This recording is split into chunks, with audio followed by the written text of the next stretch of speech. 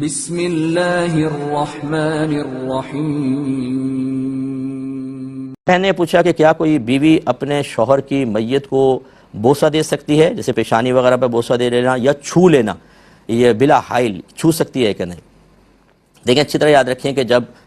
انتقال ہوتا ہے تو شوہر کے حق میں تو فوراً نکاح ختم ہو جاتا ہے، یعنی جیسے بیوی فوت ہو تو شوہر کے حق میں نکاح ختم ہے۔ اسی وجہ سے اگر اس کی پہلے 4 بیویاں تھیں، ایک فوت ہوئی تو یہ اسی وقت ہی چوتھا نکاح کر سکتا ہے۔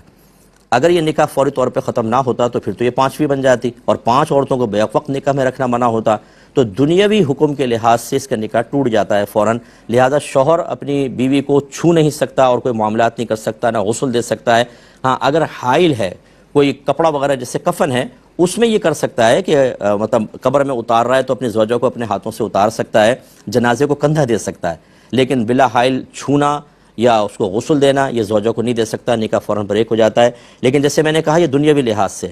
اگر جیسے اس نے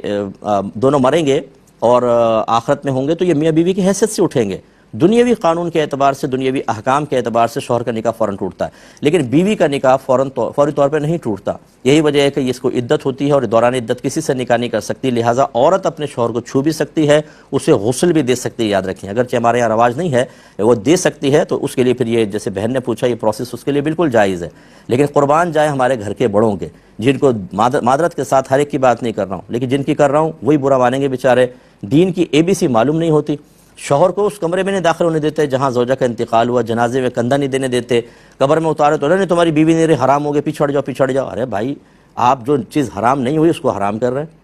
بروز قیامت یہ دونوں میاں بیوی کے حیثیت سے اٹھیں گے، تو دنیاوی کچھ احکام ہوتے ہیں، ایسی بیوی پہ اتنی پابندیاں لگا دی جاتی ہیں کہ وہ شوہر کو نہ دیکھ سکتی ہے، نہ کچھ چھو سکتی ہے، کچھ نہیں کر سکتی، حالانکہ اس کو تبھی نکاح بھی نہیں ٹوٹا، وہ تو چھو سکتی ہے، غسل تک دے سکتی ہے۔ ان چیزوں کو ذرا سمجھیے خدا را، اور میں بڑوں سے گزارش کرتا ہوں کہ جب آپ اس طرح کے کوئی شرعی حکم بیان کریں آپ اپنے طور پہ نہ کریں۔ آپ کے خاندان میں کیا ہوتا رہا، آپ کے خاندان میں سارے کوئی مفتی عالم نہیں تھے، وہ بیچارے وہ بھی عام لوگ تھے، انہوں نے کوئی رسم و رواج ڈال گئے اور اپنے لیے بہت بڑا گناہ جاریہ کر گئے۔ آپ تو روکیں اس گناہ جاریہ کو، ورنہ آپ بھی اس میں شامل ہو جائیں گے، آگے گناہ جاریہ ہوگا۔ ایسے کوئی بھی موقع ہے کسی اچھے مستند مفتی صاحب سے رجوع کریں، ان سے پوچھیں کہ ہمیں کیا کرنا چاہیے کیا نہیں، آپ کو جواب ملے اس پر عمل کریں۔